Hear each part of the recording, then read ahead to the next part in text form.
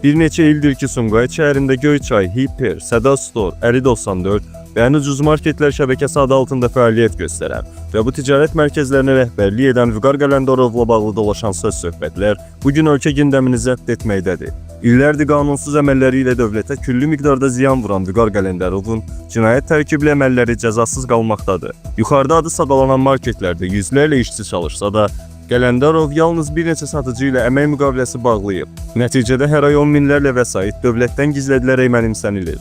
Reallıq TV-nin apardığı araşdırmalar zamanı məlum olub ki, Vüqar Qələndərovun rəhbərlik etdiyi market və ticarət mərkəzlərində elə bir formada vergidən yayınma hallarına qol qoyulur ki, bu da hər ay bu şəxsə küllü miqdarda var dövlət əldə etməyə imkan verir.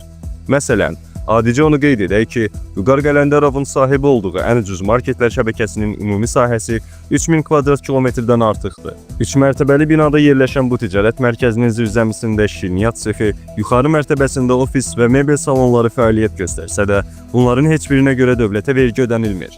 Belə bir halların varlığı məhz bu şəxsin geniş imkan sahibi olmasına lazımi şərait də yaradır. Bundan əlavə bu şəxsin sahiblik etdiyi market və ticarət mərkəzlərində vətəndaşlara vaxtı keçmiş, keyfiyyətsiz qida və ərzaq məhsullarının satılması da məhz sakinləri daha çox narahat edən məsələlərdəndir. Ümid edək ki, İqtisadi İnkişaf Nazirliyinə müraciətimizdə təqdim etdiyimiz faktlar tezliklə araşdırılacaq və Qələndərovun əməllərinə hüquqi qiymət veriləcək. İşçilərin əmək haqlarını tez-tez kəsən, firmaları müxtəlif adlarla aldadan, keyfiyyətsiz və vaxtı ötmüş məhsulların satışını təşkil edən Vüqar Qələndərov sahibi olduğu restoranda bu yaxında işlətdiyi fəhlələrə olan borcunu da verməməklə böyük narazılıq yaradıb. Sumqayıtda insanları zaman-zaman etirazlara səsləyən Vüqar Qələndərov dövlət təşkilatları tərəfindən gələn yoxlamaları da hədələməkdən çəkinmir. Bir neçə dəfə yoxlamalara etiraz olaraq marketləri bağlayan bu şəxs işçilərinə gedin yolları bağlayın, qoy yoxlamanı dayandırsınlar kimi tapşırıqlar verir. Bir neçə ay öncə insanları küçəyə salan Vüqar Qələndərovu himayə edənlər də az deyil. Vüqar Qələndərovun sadə xanımlara qarşı əxlaqsız davranışı da marketlər şəbəkəsində danışılan mövzulardandır. İnsanların həyatını məhv etməklə özünü xoşbəxt sayan birinin çirkin əməlləri təəssüf ki, cəzasız qalmaqdadır.